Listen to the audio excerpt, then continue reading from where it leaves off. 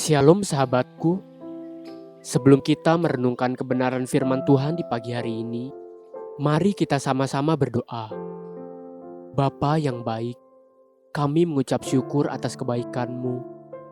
Berikan kami telinga seorang murid, agar kami boleh mendengar dan kami boleh diajar melalui kebenaran firman-Mu pagi ini. Berkati setiap kami ya Bapa. Haleluya. Amin.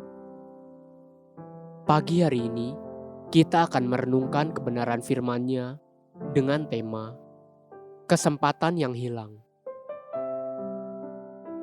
Mari kita buka Alkitab di dalam kitab Daniel 7 ayat yang pertama.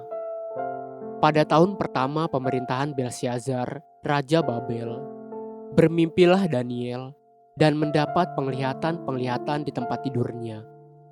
Lalu dituliskannya mimpi itu, dan inilah garis besarnya. Masih ingatkah saudara akan Raja Belsyazar yang pada zamannya, di tengah-tengah pesta poranya, tiba-tiba muncullah sebuah jari-jari tangan manusia yang menulis pada kapur dinding istana raja, di depan kaki Dian, dan Raja Belsyazar melihat punggung tangan yang sedang menulis itu. Tulisannya dan arti tulisan tersebut adalah Daniel 5 ayat 25 sampai yang ke-28. Maka inilah tulisan yang tertulis itu.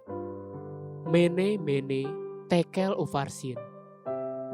Dan inilah makna perkataan itu. Mene, masa pemerintahan tuanku dihitung oleh Allah dan telah diakhiri. Tekel, tuanku ditimbang dengan neraca dan didapati terlalu ringan. Peres, kerajaan tuanku dipecah dan diberikan kepada orang Media dan Persia. Dari apa yang ditulis di kitab Daniel 5 itu, kita juga tahu bahwa hari itu, ketika Daniel dipanggil menghadap Raja Belsyazar, adalah hari pertama kalinya Raja mengenal Daniel dan juga hari terakhir kalinya Raja Belsyazar hidup.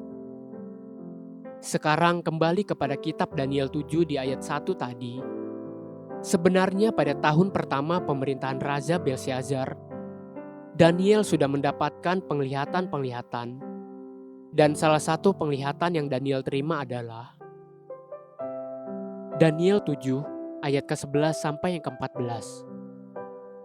Aku terus melihatnya karena perkataan sombong yang diucapkan tanduk itu. Aku terus melihatnya sampai binatang itu dibunuh. Tubuhnya dibinasakan dan diserahkan ke dalam api yang membakar. Juga kekuasaan binatang-binatang yang lain dicabut, dan jangka hidup mereka ditentukan sampai pada waktu dan saatnya. Aku terus melihat dalam penglihatan malam itu, tampak datang dengan awan-awan dari langit, seorang seperti anak manusia. Datanglah ia kepada yang lanjut usianya itu, dan ia dibawa ke hadapannya. Lalu diberikan kepadanya kekuasaan dan kemuliaan dan kekuasaan sebagai raja. Maka orang-orang dari segala bangsa, suku bangsa, dan bahasa mengabdi kepadanya. Kekuasaannya ialah kekuasaan yang kekal, yang tidak akan lenyap, dan kerajaannya ialah kerajaan yang tidak akan musnah. Secara singkat dan sederhana, penglihatan yang Daniel terima pada tahun pertama pemerintahan Raja Belsyazar sebenarnya adalah satu pengarahan yang sangat berharga bagi Belsyazar, yaitu keangkuhan tidak akan pernah dapat bertahan lama dan satu kali akan direndahkan. Namun permasalahan utama bagi Belsyazar, dia tidak pernah mendengar hal tersebut dari Daniel sebelum hari pesta pora itu. Dan ketika pada hari pesta pora itu terjadi, keputusan surgawi sudah datang atasnya, lalu matilah Belsyazar pada hari itu juga. Betapa mengenaskan melihat apa yang terjadi bagi Belsyazar.